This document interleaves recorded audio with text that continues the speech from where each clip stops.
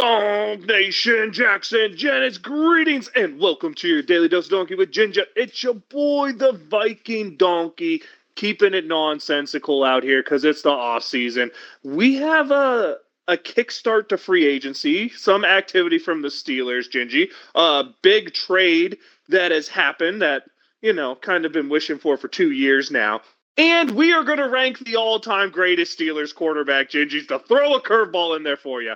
How's it going, and how has the new season treated you in your fandom of Steelers so far? Mutant Gingy in the house. It was the best of times. It was the worst of times. Lots of changes, Donkey. Changes. Getting held hostage by 41-year-old quarterbacks. Looking for somebody at the helm, but really putting some pieces around that person to start the year. Donkey, where do you want to start? I want to start by saying, and tell me what your feelings are on this, but Gingy, I feel like the Steelers, for the second straight offseason, are just confused. This is a team that is not really building a contending roster, is letting a lot of key pieces go, but is feeling like it's going all in at the same time, right? I mean, we just lost at least starting last year. We lost 3 starting offensive linemen in the offseason, replaced none of them. We let a cornerback go who is better than the 2 guys we brought in, but we're bringing the 2 guys we brought in, paying them more than the guy we let go. Okay, we just signed Patrick Peterson 2.0. So it's like, okay, we're tearing the roster down. We're losing these free agents so that we can get do it the San Francisco way, right? Let a bunch of things go, have a huge draft class, and then open your window. We're doing a rebuild. But wait a minute. No, we're not. We just traded for DK Metcalf and gave him a boatload of money, which I love the trade in of itself, but I hate the trade in the context of what else we've done in the offseason. We bring back Mason Rudolph. It really feels like this is a team that's trying to tear it down while staying competitive. And the old motto is, you can't be half in, you can't be half out, because if you try to do that, you get nothing. That's where I feel like we're at right now. And that's all because I feel like we're going to sign one of these 2 aging, washed-up quarterbacks in Aaron Rodgers or Russell Wilson. If we don't sign either of them, dude, I love what we did because we built this team to be ready for go. Starting 2026, building that go to 2027 to hopefully open the window. Yeah, Donkey, lot said there. Really want to just be able to go down kind of through the roster right now. Kind of want to talk about some different people who've gone, right? Specifically, different people who've come in. You've really mentioned the big one that was on my radar, DK Metcalf. Of course, we've got a lot of wide receivers on the roster, Donkey. Scotty Miller's back, baby. Let's go. What also I do Ben see... Skowronek, lesser, let's go, but let's go. I absolutely hustle guy on special teams. Love Skowronek back. Pretty really good blocker, too. Seeing a lack of quarterbacks, seeing a lack of running backs. Donkey, one of your mainstay Steeler departures, Najee Harris, going to the Chargers for $9.25 million. Dude, what in the world is that money he got? Wow. By the way, ex-Steelers being loved. Let's continue with the Charger talk. Mike Williams just went back to the Chargers. He signed a 6-year deal, or $6 million deal. And to me, the loss that makes no sense because the Steelers are willing to pay this guy $13 million, but aren't willing to pay him $13 million over 2 years. They paid him it over 1, but not willing to pay it over 2. Is Donta Jackson, dude. And I don't want to lay on this point too much because you could argue Joey Porter had better coverage numbers. Donta Jackson was the best cornerback on this team last year. Those 5 interceptions, that ability to make the big play is what made him to be the best corner on this team last year. And we let him walk for $13 million in 2 years. It really felt like that's a guy who just didn't want to come back. Yeah, it might have been, Donkey, and that's the thing that I think we got to get to at a later point in time, maybe. Guys coming and going not based on money, but based on something else. The crappy facilities, as it's said by Najee Harris, straight up. Then we know it because the Steelers come in at the bottom every year on that player ratings thing, man. It's something we have to talk about. Is this Steelers way, this big physical way, these guys don't want to do that anymore. And it just seems like it shows in free agency when players are so willing to leave, but so few big names are willing to come. Like the only ones we get to come is when we're willing to pay a 34-year-old Darius Slay $10 million fully guaranteed because heaven forbid we didn't just do that 2 years ago with Patrick Peterson, Gingy. Heaven forbid we didn't learn our lesson. I still can't. Dude, that signing kills me. Even if I it don't works out, know. that signing kills me. Yeah, it's a similar thing. I don't know if it'll end up the same. Let's hope not, Donkey. Give Donta Jackson 2 years, $20 million over Darius Slay, 1 for 10. That's personal take. But we know that Tomlin loved Darius Slay. He tried to sign him 4 years ago when he first left Detroit, when it would have been a good signing, you know. But the Steelers don't dish out that big money. To me, the big loss, Gingy, is, and I said this before, I like Mason McCormick, but I don't think he's going to be ready to be a starter till year 3. I think the biggest loss is James Daniels. And he only signed, like a $6 million deal, I think is what it ended up being with, where the heck did he end up? Miami, I think? Something like that. Yeah, he signs it's 3 years, $24 million, so it's 80 a year. Never mind. I thought it was 6 a year. It's 80 a year. I think losing James Daniels is huge. Nate Herbig, losing him, Big Bro Herbig on the offensive line to Washington. There's no depth there anymore. Losing those two guys, I feel hurts because now we have no interior depth, and I think Daniels was the best lineman we had last year. But Gingy, the offensive lineman we lost that I have to talk about this contract is 4 years, $82 million for Dan Moore Jr. to go to Tennessee. That dude's getting paid more in the same offseason than all-pro left tackle Stanley from Baltimore is getting paid per year. Dan Moore Jr. just got paid more than an all-pro left tackle. Holy I, beeps. I mean, he started. I don't know what the upside is there with those type of numbers on that level, Donkey. You have to assume Tennessee's coaching staff saw something that they think is very fixable, and/or Tennessee's coaching staff did this, and maybe they're not wrong with this. Dude, look how good every offensive lineman got once they left Pittsburgh. It's possible they said that, because let's not forget, Dotson became a star when he left Pittsburgh. Hell, even Kendrick Green was borderline starter capable once he left Pittsburgh. Maybe their thought process is, this is a dude with 4 years starting experience. This is a dude who's in Pittsburgh where offensive linemen currently go to die. We can fix him. And honestly, $20 million a year if they fix him isn't bad, especially when you look at the way they front-loaded that contract, Tennessee being one of those teams with excessive amount of carryover cap that they have to spend, and they really front-loaded the heck out of that Dan Moore contract. Maybe that's what they're thinking, but right. I'm going to be honest, man. Watching him for 4 years, good luck. That's all I have to say, right? Yeah.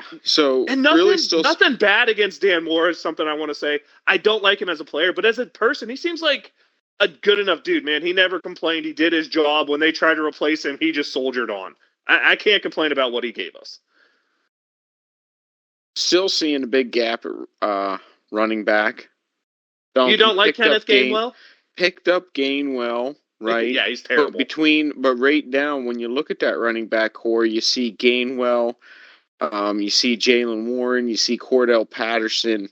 Are those three type of guys mixing it up really going to be enough back there, or is this an advertisement that we're going running back first round in the draft? We're about to waste another first round draft pick on running back. I wanted to say it for you because I know that's something that you really enjoy. Absolutely wasting it, because I don't mean to be mean here, but you show me which of these running backs in this year's draft is going to be Saquon Barkley. I know people love that kid out of Boise. He's not fast enough.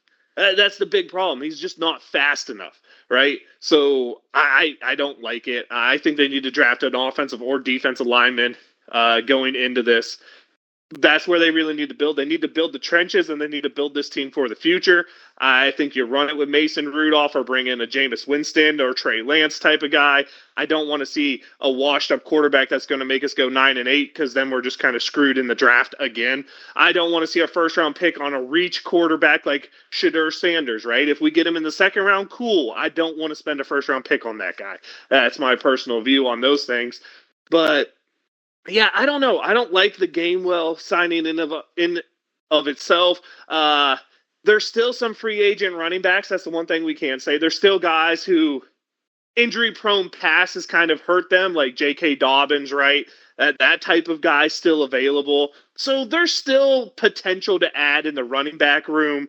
The reason I brought up offensive line is I just don't see free agent offensive linemen anymore who could make a difference, right? Like Mekhi Becton just signed. I don't see where the free agent offensive lineman who makes a difference is.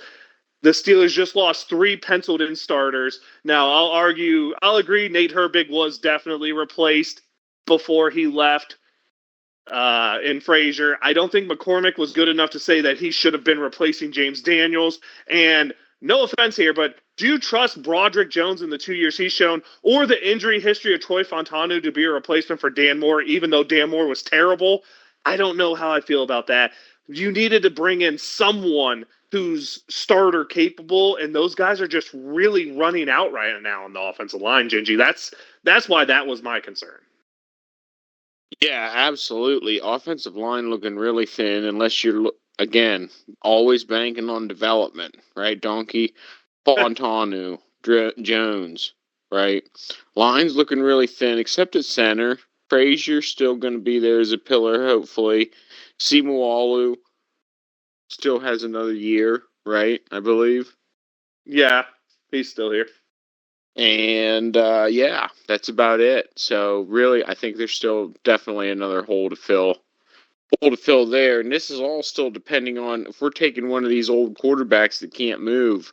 We're signing ourselves. Well, this might. I don't know, Donkey.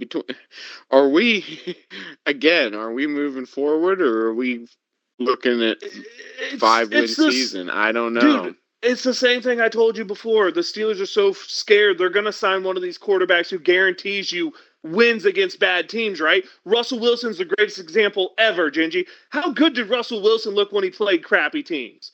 Y'all were telling me how we're Super Bowl contenders, not you specifically, but Steeler Nation was telling me how we're Super Bowl contenders with Russ because Russ beat up on a bunch of bad teams, right? And I said, what did Donkey say? Hold the phone, man. We got a 3-game stretch where we're going to see what this team's about. And what happened? Russ couldn't show up. What's going to happen is we're going to sign one of these 2 washed up dudes and we're going to do the same song and dance, Gingy, for the 3rd straight year. We're going to do the same damn song and dance, and we're going to be here, and I'm going to be like, hey, Gingy, I told you we should have started the rebuild in 2020, dude. Oh, no, wait. Donkey wanted to rebuild the team in 2018.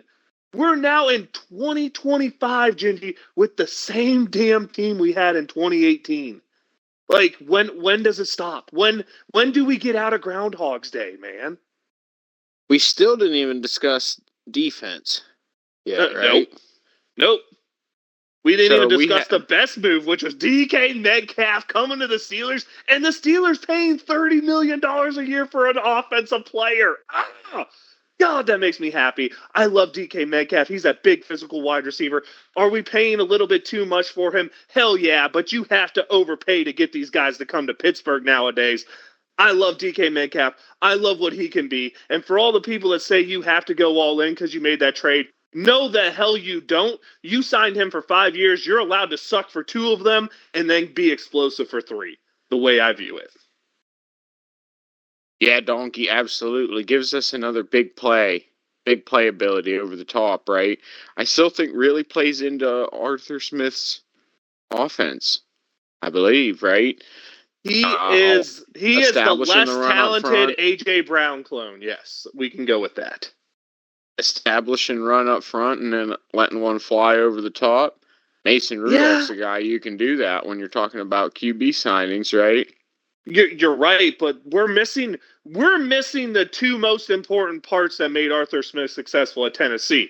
That is an offensive line that had 3 Pro Bowlers every year and a running back who was one of the top 5 running backs in the league in Derrick Henry, arguably the best running back in the league. Really depends on your views of Alvin Kamara, your view on Christian McCaffrey, and your view on Saquon Barkley, right? It's those 4 guys during that time that were the talking points. Right. But I think the Steelers are missing the biggest part here. What made Tennessee so good was that offensive line was great. Like, Jack Conklin was probably the best left tackle in football for those 3 years. Still, yeah, needed a pillar up front. Side note, we talked about this last offseason, but we haven't talked about it this offseason. We're talking old washed up quarterbacks, dude. I know he didn't play last year, but is Ryan Tannehill a legit option for the Steelers? Oof, I don't know. At QB1, starting week 1? At him and Mason Rudolph have a duel to see who gets to be QB1. I still want Jameis Winston, dude. I'm still praying for the Jameis Winston thing, but that's a name that we talked about last year, but no one talked about this year. I mean, he's a year older, but he has no more wear on his tires. He didn't play. Is Tannehill a guy maybe gets considered? I don't know, Donkey. I don't like those guys that don't get enough action for a while. And now you wanted to go defense, so we can go defense. Do you want to start on the players the Steelers lost or the overpays that the Steelers made, including for the second straight year, overpaying to bring in an ex-Baltimore Raven linebacker? I mean, you tell me what the heck has ever been accomplished in the career of Malik Harrison to earn $5 million a year, and I will laugh in your face hysterically. The Steelers just overpaying for not that good Baltimore Ravens is getting sickening here, Gingy. Why are we overpaying for Raven castaways? I don't know. Probably the same reason the Chargers overpay for our castaways, Donkey. These are great, perplexing mysteries. Okay, first off, I understand that we think overpaying Najee's $9 million, but honestly, that's what he's expected to get, and he didn't break 10 mil. It's really weird because 10 mil to me was the overpay part for Najee, and a 1-year prove-it deal. Okay, I'm not against, and I think they got good value on Donta Jackson, man. $7 million a year. That's good value for a corner who was the number 2 corner on the Steelers and had 5 interceptions. What was that, like third in the AFC last year? So I wouldn't say they overpaid necessarily. I think they paid fair market value on both fronts when you look at other contracts that were given out to similar-ish players. And I honestly expect with the way the Chargers are building that line, I expect you'll actually see Najee average that 4 yards a carry I always complained about in the Charger system, personally. Donkey, I think we're looking a little thin at corner. Right now, you don't like we signed 2 guys, Gingy. Darius Slay, $10 million guaranteed for the 34-year-old Darius Slay, and we brought in the literal worst version of Donta Jackson you could see. What the heck? The guy from the Jets, Eccles, right? Yeah, we brought in Eccles here, and Brandon Eccles, he had like 13 missed tackles last year, only 1 interception. People try to hype me up about him.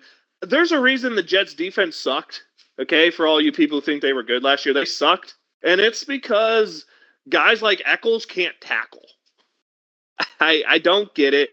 Donta Jackson was the same way. He can't tackle. But at least Donta Jackson brought splash. I don't see the splash here. We lost our most splashy secondary player, Gingy, and replaced him with 2 guys who combined for 1 interception last year, being full-time starters. That's 2 full-time starters we brought in that had a combined 1 interception. And one of them played on the best defense in football in the freaking Eagles, arguably, with that front 7, that there's no reason why he shouldn't have had more stats, right? That's right, Donkey. That's right. I think we're looking a little thin at defensive line as well. Losing Ogunjobi, I hear you on that. We pretty much have the same run back outside of Loudermilk on the team, though. We still have Logan Lee, the draft pick last year from the 6th round, who I said is a better version of Loudermilk, but that's neither here nor there. Dean Lowry still on the team. Don't forget about that. The guy we brought in from Minnesota, played at Green Bay, has had an 8-sack season in his career. So I don't think the defensive line depth is as bad as people say. Montravius Adams is still here, right? It's just we lost Ogunjobi, and Ogunjobi is one of 3 names Steelers fans know on the defensive line, right? We only know the starters because the backups weren't good, but really all we did was lose 1 starter and Isaiah Loudermilk. Which, by the way, he hasn't signed anywhere, so if we really wanted, we could bring Loudermilk back. And Ogunjobi was just a high overpay, who, by the way, got suspended 6 games for PEDs right before he signed with Buffalo. So who knows if Buffalo's going to actually finish that contract. Maybe we can bring back Larry O, too, you know? Dang, But dodge one there, though, donkey. the biggest problem I see here, and I think this is what you're getting to, is that unit wasn't good enough last year, and it's not getting better right now, right? That's what we're talking about. That's right. Okay, I agree with you there fully. I don't think this unit is as good as it was last year. Clearly, losing Ogunjobi, a starter, isn't going to help. They're not improving it anywhere, and it's not like Cam Hayward's any younger, right? That's right. He had a great season last year, but is he really going to be able to match that this year, do you think?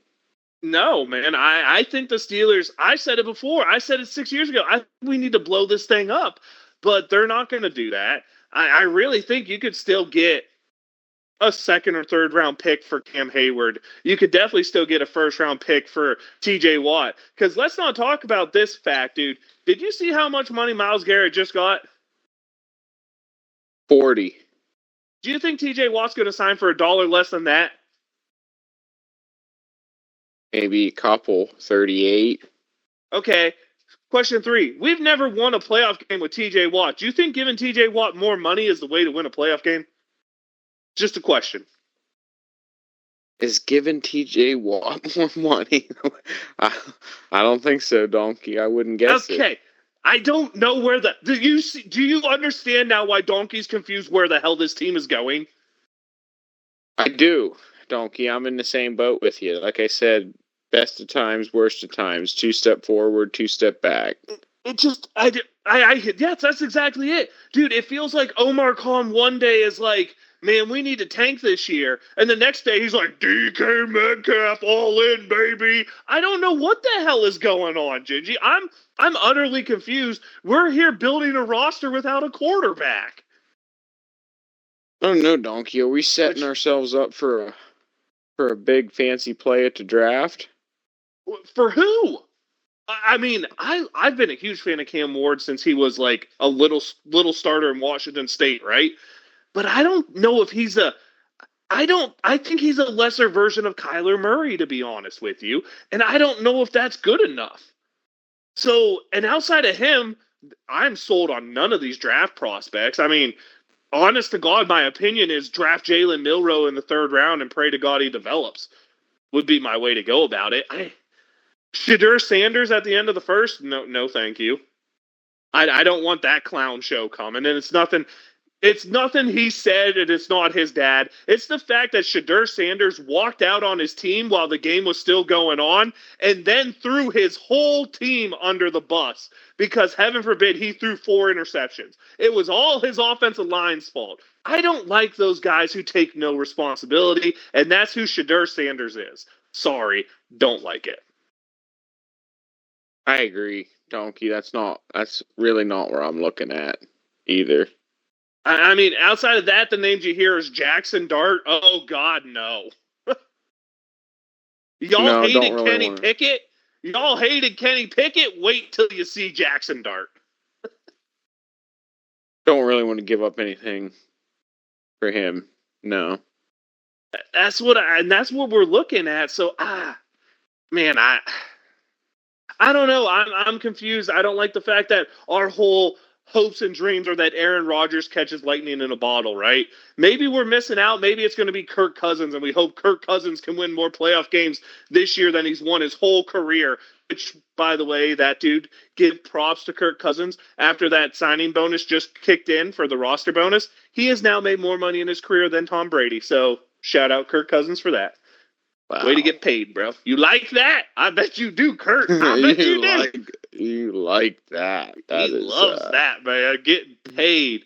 But, man, Gingy, I don't know. The players we've lost here, I mean, letting Landon Roberts go to Vegas for $3 million a year makes no sense to me. Letting Justin Fields walk 2 years, $20 million. If we're going to pay Aaron Rodgers or Russell Wilson more than that, I hate it. we should have just went with Justin Fields. At least there's upside potential. Although my argument will be, if it's 2 years, if it's $20 million to $25 million a year for Rodgers, I would have took that over Justin Fields, because I've said this before. I feel Aaron Rodgers is the one guy who has lightning in the bottle potential still. Second year off that Achilles injury, still had a little zip in his arm last year. Maybe. If it's Russell Wilson, I hate it. Put that out there. The fact that this isn't already a done deal with Russell Wilson shows to me that I don't think that the Russell Wilson was Steelers. He's not their one choice. pick. The one pick is Rodgers, but Rodgers is waiting on Minnesota, and I think Minnesota would have to be crazy to do it. But tell me this isn't the perfect storyline, Gingy. Aaron Rodgers gets traded to the Jets and ends up in Minnesota to end his career. Do we not know how Jordan Love's career is going to end now? Like, we know what Jordan Love's career is going to be. He's going to become a freaking Jet. He's going to end at the freaking Vikings. Like, come on. Fate. It has to happen just for that. Absolutely. Fate, donkey. I see it. It has to. I really want Rodgers to become a Steeler, and this is my reasoning. You know how everyone in Pittsburgh is always tight-lipped and plays nice until they leave? Dude, you know good damn and well Aaron Rodgers ain't going to play nice if something stupid happens. I just want to see it. Definitely not. That is why I think that he might be the best choice for the organization this year. If they are going to have a spark. He's going to throw everyone under the bus. That's, Yep. He definitely going to cause some chatter. He's going to break up the Tomlin regime in there. He's not going to play by those rules, and I love to be a fly on the wall in the front office figuring out why this ain't done. Yeah, it's because Rodgers hasn't made the decision, and Russell Wilson isn't going to make a decision until the Steelers make a decision on Rodgers, because Russ is hoping the Steelers will take him back, because Russ really doesn't want to go to Cleveland, and he doesn't want to go to the Giants, right? He kind of wants to avoid those shows. He doesn't want a part of that. And the only other team that'll take him and give him a chance of starting is the Pittsburgh Steelers. So he's really hoping we miss out and we take him. But I honestly think he's our number 3 choice. I think we tried to get Justin Fields on a cheap deal, and Justin Fields is like, dude, you guys screwed me over. I'm not waiting to see. I'm going to sign a mid-size deal with the Jets and take my chances. And good for him. He deserved to be somewhere on a team that wanted him. Because, Gingy, you're a 25-year-old quarterback. You're 4-2 as a starter. You're having your least amount of turnovers as a quarterback, which is what I'm sure the Steelers told him to do. And then you get benched for Russell Wilson. And then allegedly we're supposed to have a package of you where we're going to see you 12 snaps a game, and it never comes. It never comes. Why the hell, as a 26-year-old, would you put your money in on that team? Nope, I wouldn't. Donkey, and that's why he's gone. And Mason Rudolph coming back. Oh, how does Donkey feel about this? Man, I've supported Mason. I still think Mason throws a pretty damn good deep ball. Honestly, if it's not Aaron Rodgers or Jameis Winston, let it be Mason Rudolph, Gingy. Let it be Mason Rudolph. Draft a quarterback in the 3rd round just to see if 3rd round or later, just to see if you get lucky, right? Just to see if you find a Brock Purdy type of guy who has one skill that's above average and makes it work in the NFL, right? See if you find that guy. Why not? I mean, Sam Ehlinger is probably a good example of that type of guy that maybe would work there. Jalen Milroe type of guy, right? Where their whole body isn't great, but they have that one skill that intrigues you.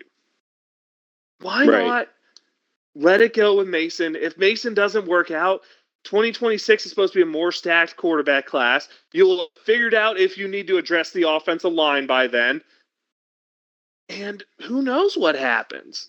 But if you bring in one of these old washed-up vets, I'm going to tell you what's going to happen. Specifically, Russ Wilson. If you bring back Russ Wilson, I'm going to tell you what's going to happen. You're going to finish 9-8 or 10-7, 8 or 9. Okay? Those are the 3 records I think you'll finish at. If you're lucky to get in the playoffs, you'll lose by 2 scores where you're never within 2 scores in the second half, or within 1 score in the second half, right? We've seen the song and dance. We know the song and dance. Just please, God, Gingy, let this team pick a lane, man. Pick a lane. Going to be an interesting offseason, Donkey. Yeah. For sure. So, Gingy, before we get to ranking quarterbacks, least favorite offseason move so far? Ooh, least favorite. Hmm. Probably the linebacker from the Ravens. Malik Harrison? Malik Harrison. Fair enough. Yeah. I agree with you. Those all suck. My least favorite move, though, is letting James Daniels walk. I I don't like that. That's a young guy in the prime of his career who's played well. And I honestly look at our running stats before his injury and after his injury last year. That's all you need to know, in my opinion. That right there is all you need to know. I know that kind of also coincides with Justin Fields, blah blah blah blah blah. But that's all you need to know. My least favorite, or my favorite move, Genji. It's a two-parter. Oh my God, do I love DK Metcalf? How much you've heard me talk about him and hype him up so much. There's no way you cannot be hyped about it. Just out of a contact hype from my hype, right? We have contact hype going on here. God, do I love that move. God, do I love spending on offense. But I also have to give a special shout out because Scotty Miller's back. I love Scotty Miller, man. Contact hype. Definitely Donkey loves seeing offensive side of the ball being focused on. And DK, I think he's going to be a guy who blocks in the run game, gives us a really needed ability to stretch the field, and going to be really interesting to see if Pickens stays on the roster. I think that's a great 1-2 punch, and if Mike Tomlin can keep those attitudes under control, that's going to give some spark to that offense, some attitude. You know what I mean? Mm-hmm. A little bit of punch. That's an attitude setter. That's a leadership type of guy. You gotta love it. The real question is over under 2 weeks before DK Metcalf and Darius Slay fight in training camp. Under. They're gonna get it out of the way. They're gonna get it out of the way early, and we're gonna make it all work. Day one in pads, DK Metcalf is spitting that binky pacifier mouthpiece right at Darius Slay, and it's going down. Yeah, they're gonna be on each other too. They're gonna play some freaking Flow Rider. What is it? GDFR, is that what the name of the song is? It's going down for real. Yeah, it's gonna be some fun. I can see it all. I can see it happening, Donkey. They'll be playing that shit on. The training staff just knows, so they come out with a boombox and just started day one of practice. Let's go. Let's set the mood. Let's have some fun. Let's be a Steelers team that is, Gingy, let's at least be entertaining this year, right? A Steelers team with some attitude. That's fair. That's fair to say. Okay, let's get into the rankings. Top 5 quarterbacks of Steelers all time. I'm going to name you some guys who made my just missed it list, and feel free to hate them however you want. But on my just missed it list is, of course, Cordell Stewart, Bubby Brister, and, dude, I really wanted to put Batch in there, but I don't think he did enough. So I'm going to stay with Brister, Stewart, and my boy Mike Tomczak. The one Steelers quarterback no one ever remembers actually started a winning season for the Steelers. Or at least when he started had a winning season in a year. That's Mike Tomczak, man. I'm probably the only person who owns a Mike Tomczak jersey. But let's go. My first original favorite Pittsburgh Steeler right there. Oh, boy. I have a feeling Gingy puts Cordell Stewart in the top 5. But if I'm going to start at number 5, I got to go to the old school guy, right? Bobby Lane. Old Steelers when they sucked guy. But really, one of those guys who has that longevity, those long-term stats that he has to make, at this point, a top 5 Steelers quarterback list, in my opinion. Gingy, how you feeling with Bobby Lane? You like him there? I'm not opposed to it, Donkey. Number 4, it's the first guy I remember being a quarterback who made you feel like you had a chance. That's Tommy Gunn. Tommy Maddox has to come in at number 4. If it wasn't for him hurting his arm, we never end up with Ben Roethlisberger. But hey, here we are. Tommy Gunn had a decent career, never really got to the promised land, which is why he's at 4. I like Tommy Gunn coming in at number 4, Gingy. Really explosive, right? I wish we could see some more of that now. I would take a healthy Tommy Gunn on this team without a doubt. Number 3 is the man the Pittsburgh Steelers nation loves to hate. It has to be Neil O'Donnell, right? Like he he led the team to a Super Bowl. He's one of 3 quarterbacks in the Steelers' history to do that. He has to make the list here, right? And that season, he was one of the top 3 quarterbacks in the NFL the year they made the Super Bowl.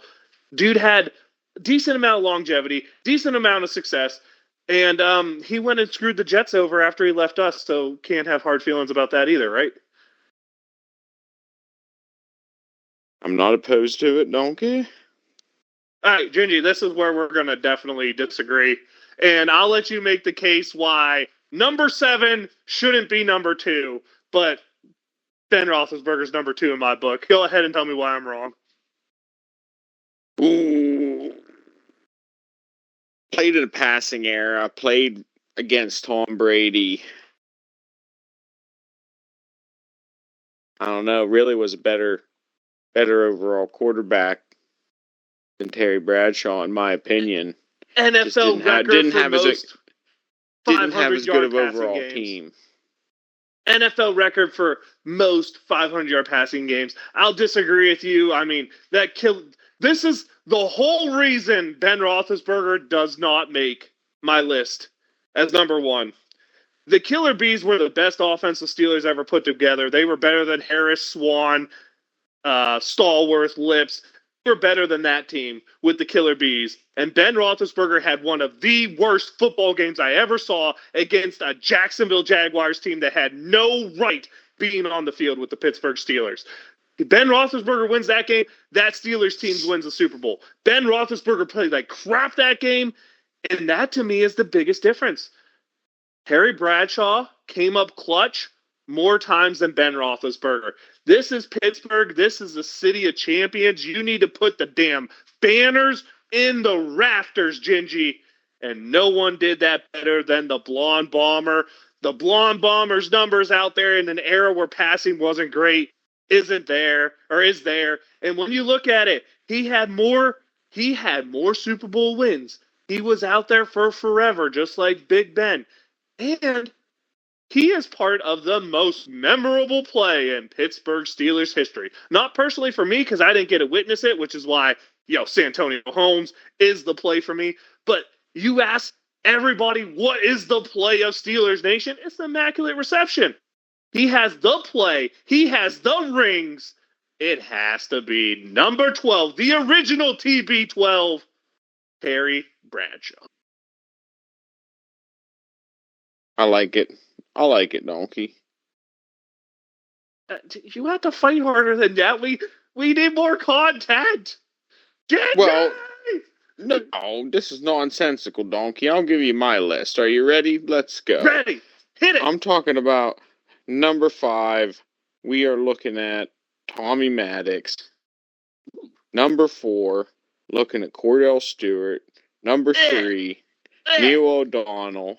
Number 2, Terry Bradshaw.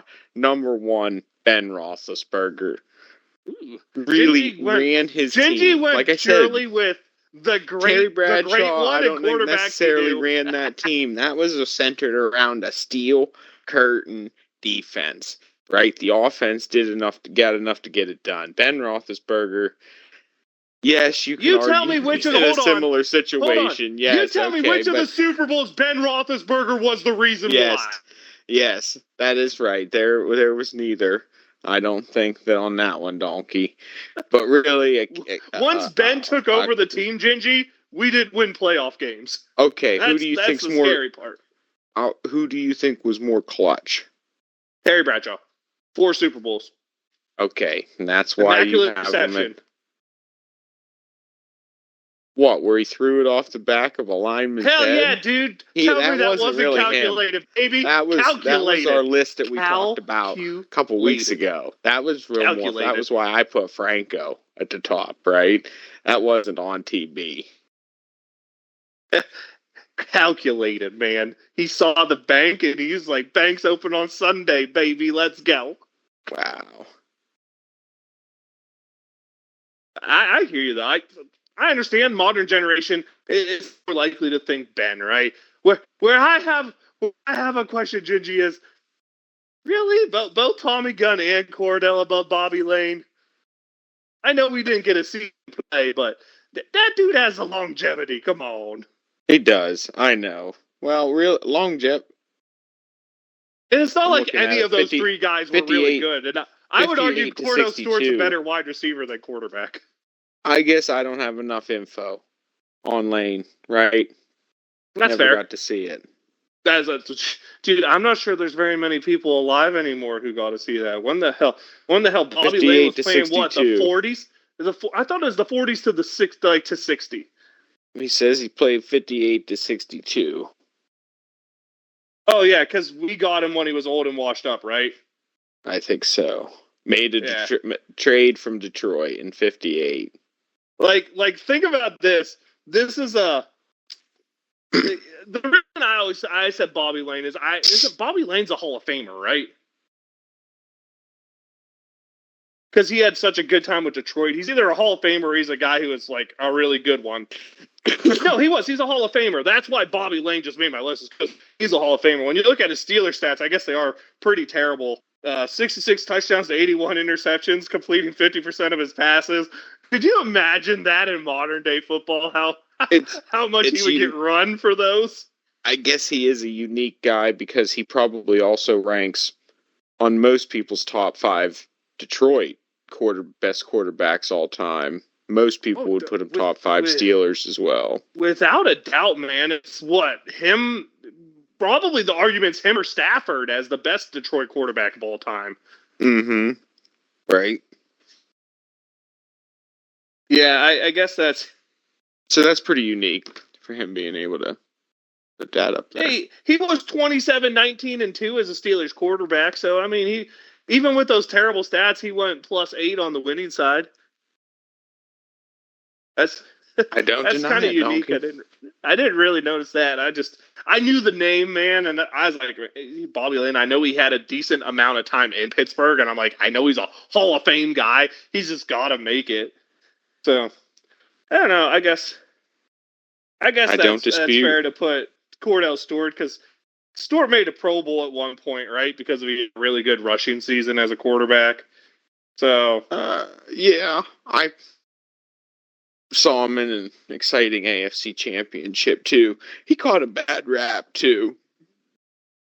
I think during the time, media wasn't necessarily embracing his style of play yet. Nah, dude, he was ahead of his time. He was either 25 years too late or 10 years too early, depending on how you want to look at it, right? That's right. He either needed to be back in the 60s when quarterbacks were just bona fide, glorified triple option running backs, right? Or he needed to be 10 years later where you would build a team around him. You could argue the biggest thing that held Cordell Stewart back is the coaching back then was a lot more, this is a round hole. You need to fit in the round hole even if you're a square peg. Where nowadays, I think the good coaches are the ones that like, hey, you're a square peg. Let me make my hole square, right? That sounds terrible. But I get where you're going. Exactly. I agree with you there. I do think there was probably more Cordell could have been than he ended up being. But I just, it tells so much about a player when they want to make you a wide receiver when you're a quarterback. Doesn't tell. Exactly. Well, it either tells the coaches, one, have no idea what the hell they're doing, okay? Possibly. Mm-hmm. Or two, it tells me that, maybe you're Tim Tebow, okay? Maybe you're Tim Tebow. Ahead of his time, donkey. Trailblazer. Not ahead of his time. No, Cordell Stewart. I'm not going to disagree with you on that. I think really when you talk Steelers legacy quarterbacks. I think you just have to realize there's three that belong at the top three, right? And those are the guys who at least made it. That's O'Donnell, Big Ben, Bradshaw. And then I think the debate comes down, do you like what Terry did leading more Super Bowls? Do you like what Ben did being the pretty boy stat guy? And I can't really argue that Ben was a Super Bowl guy because Ben won his Super Bowls the same, in my opinion, in a lesser way than Terry Bradshaw did. Terry Bradshaw was a bigger part of his 4 Super Bowl teams than Ben was of his 2. Now, Ben has an iconic play in both playoff runs, right? You got the Santonio touchdown, you got the tackle in the AFC Championship game. The other year. That's right. So that's right. He has plays, but to say he was a big part of those teams, I think overestimates what Ben was in those teams. The Ben that became the passer started after 2010, and the Steelers never made it back to the promised land once Ben became the face of the team, because before that, Ben wasn't necessarily the face of the team. You had other guys in there, Paul Amalu, you had Jerome Bettis, you had those James Harrison, you had those other faces. When Ben became the face of the Steelers franchise, the success just never followed for whatever reason. We could say it was the Tom Brady effect, but we didn't lose to Tom Brady every year. We lost to frickin' Blake Bortles. And I understand Terry Bradshaw's a guy who got benched, like 3 or 4 times in his career because Chuck Noll don't play that crap, right? That's right. Yeah. So, I mean, there is that. There is the Ben brought 2 Steelers coaches to the promised land. He gave Bill Cowher the chin, what Bill Cowher always needed. He gave Mike Tomlin the thing that's made Iron Mike, Mediocre Mike, Teflon Mike, whatever nickname you like for him. He's the one that made him untouchable to the Steelers' Art Rooney II. So I don't know, Gingy. I don't think you're wrong either way you want to take it in this debate. My personal feel is I'm a Steelers fan. The standard to me is the standard. Terry Bradshaw was just so much better at reaching the standard. And that's all it comes down to me. I will not tell anyone they're wrong for saying Ben Roethlisberger's there because I see all the things in the world. The only people I will tell wrong is if you pick someone other than those 2, you really just need kicked in the butt. Yeah, you're wrong if it's not one of those 2. That's the only clear statement I could see here. I don't disagree. I think Ben's one of the most underrated quarterbacks ever because there's people who want to say he's the 3rd best quarterback out of that draft class. Dude, come at me with Phillip Rivers, come at me with Eli Manning, and I'll show you why Ben Roethlisberger's better. Who has the most 500-yard passing games in NFL history? Ben Roethlisberger. So don't tell me those guys have better passing numbers. Those guys only have better passing numbers because they threw the ball more frickin' often. Okay? Those guys weren't as successful. Those guys don't have the memorable plays. Eli, I understand you do, but that's just because you're Tom Brady's kryptonite, and thank you for that, by the way. Just shout out Eli Manning there. Thank you for beating him twice, because I really do appreciate that. Everybody does, Donkey. But for the people, so maybe Eli Manning has a little bit of an argument point because he has those, but the dude's a 500 quarterback in the regular season. Enough said. Phillip Rivers, tell me one frickin' memorable moment from Phillip Rivers' career, Gingy. Just one. Handing the ball off to LaDainian Tomlinson so he could score 21 touchdowns. Is that it? I don't remember. Exactly. That's the point. Ben Roethlisberger is the... I guess it depends on how you view Ben versus Aaron Rodgers and Ben versus Drew Brees. But Ben is one of the 5 best quarterbacks in the first era of quarterback-dominated football. He is one of the 5 best in that 25-year stretch, starting to me in 2006. That's what I call the quarterback era. We'll just go 2010. 2010 to present. Ben Roethlisberger is one of the 5 best quarterbacks to run it. Although now I have to knock him down a peg because one of the 6 best, because Patrick Mahomes definitely deserves his peg on the stool, I'll say. Yeah, he's there. Yeah, he certainly freaking is. Like, I think he could retire today, and I would still put him. He has a seat at the freaking table. Okay. Yeah. All right, Agreed. Gingy. Any closing thoughts, remarks here on our list on the Steelers? What's happening? What more are we going to see this offseason from the Daily Dose? Anything on that?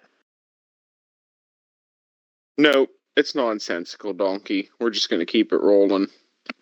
Fair enough. I do have a couple shout outs, and it's a couple shout outs to guys who've been tenured Steelers who are now gone. I'm looking at Dan Moore Jr., and I'm looking at Najee Harris specifically. Both of those guys, while neither, I'd argue Dan Moore Jr. lived up to his draft billing. While they didn't live up to those things necessarily, those guys were consummate professionals here in Pittsburgh, did their job, didn't really complain, you can say what you want if you like the guys or not. They put everything they had into being Pittsburgh Steelers. They worked their tushes off to be the best Pittsburgh Steelers they could, and I respect that. I'm glad to see them. Honestly, I'm glad to see them both get paid, and honestly, I'm glad to see them both get paid somewhere other than Pittsburgh. That's my shout out. If Gingy has one, he can cut in now. Otherwise, I'm going to let you know. This is the Viking Donkey. That's Viking _ Donkey at Twitch, at Twitter, your Daily Dose Donkey at Gingers, where you get this awesome content. The rankings will continue. We'll get to some spicy list. Because the offseason is going to die down next week, I'm going to go to probably what will be the spiciest list, which is wide receivers. Oh, God, I can't wait to get there. I think that will be next week. Make sure to tune in. Hopefully, Lashers can come in once in a while in the offseason and give us something. But Gingy, send them out. Let them know. You and Gingy in the house. We talking football.